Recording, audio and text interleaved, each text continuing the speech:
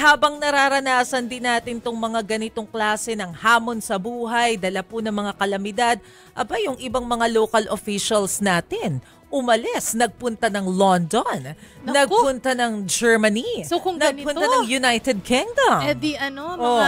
Mga hindi lang sweater weather, winter. Oo, tama pa, December, diba?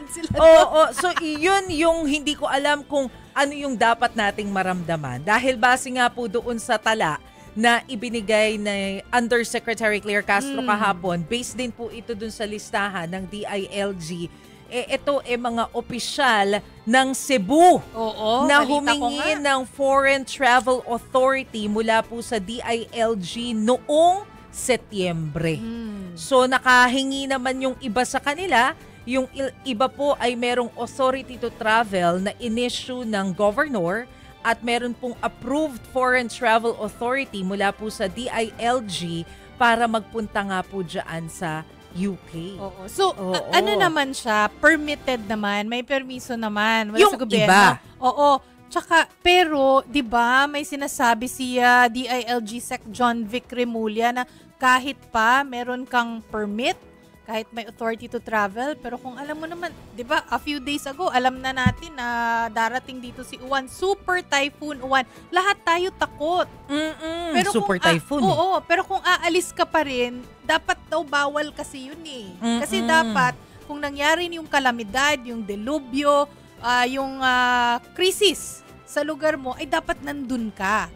Pero ang iba naman sa kanila sabi, na-delegate naman na nila yung yung trabaho dun sa subordinates nila. Kaya pwede na silang umalis, ganon. Pero yung sinasabi natin, yung iba, nakakuha ng FTA. Pero base rin po dun sa mismong tala na binabasa natin kanina, merong iba na nakukuha ng authority to travel na in-issue ng governor, pero walang FTA mula sa DILG. Ayun. So merong nakakuhang FTA, merong iba na wala. At base po sa talaang ito, isa yung nagkansela ng kanyang trip patungo sa London. Ito po ay si Mayor Bourbon Mayor Nico Dotillos. Sa Cebu, puro Cebu kasi di ba parang nag-attend sila ng isang tourism expo conference something. Kaya sila lahat nasa Europa. Lahat sila nandun sa Europa at nagtalaga na lamang daw ng tututok sa Cebu. Pero tandaan natin, isa ang Cebu sa pinakamaraming naitalang casualties kasunod nga po ng pagragasa ng Bagyong Tino.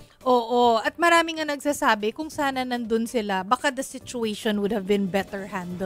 At alam mo, ang ironic dito, di ba, Chiki, kung pagbabatayan natin yung unang listahan na in-issue ni President Bongbong Marcos mismo, ang Cebu ang ikalawa sa pinakamaraming probinsya na may nagawang flood control projects kahit hindi sila kasama dun sa mga top flood-prone areas sa buong Pilipinas. At ito na nga, na-expose na. Asa na yung mga flood control na dapat gumagana? Or nandun ba? Talaga bang meron? Diba? Kanina, nire-review ko yung mismong listahan na ipinakita ni PBBM kung ano-anong mga probinsya yung may pinakamaraming proyekto ng flood control. Ito ba yung nung SONA?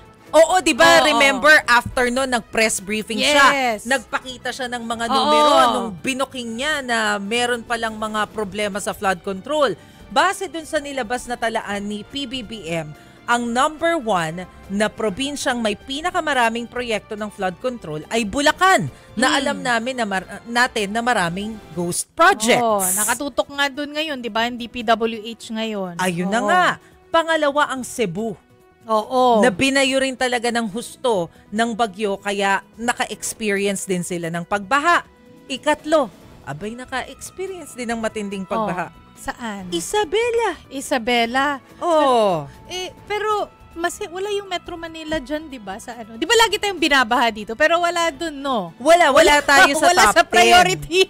Wala tayo sa top 10 na most projects ng flood control. Pero laging binabaha dito sa Metro Manila. Lagi. Pero ang nakakatawa pa, pang-apat, Pangasinan. Na binaha rin talaga ng gusto. At dahil nga nagkaroon ng problema dun sa mga fish ponds nila, yung mga bangus-bangus, binabagsak presyo na nila para lang hindi malugi. Akalain mo yun? Tapos yung iba pa dito, Camarines Sur, Albay. Ayan, kakausap na Ayan. natin, Kamsur. Oh. Sila yung may pinakamaraming flood control projects. Kaya ang iniisip natin, kung talagang marami na mga flood control projects, anyari? Kaya sabi, 'di ba, lalo Diba? na yung mga taga Cebu na galit nitong bagyong Uwan. Oh, Talagang galit na galit sila. Ang dami nila nagpo-post, never forget. Kasi after, paano usually, 'di ba? Usually pag nakikinig ka ng balita, 'di ba? After 2 weeks, tapos na yung balita, may bago na naman papasok, makakalimutan na, wag kalimutan. Buti na nga lang laging tinatalakay itong flood control project at mga anomalya. Oo, buti na lang hindi pa tayo tumitigil dito dahil never forget. Huwag niyo Correct. kalimutan yung mga nararanasan nyo ngayon.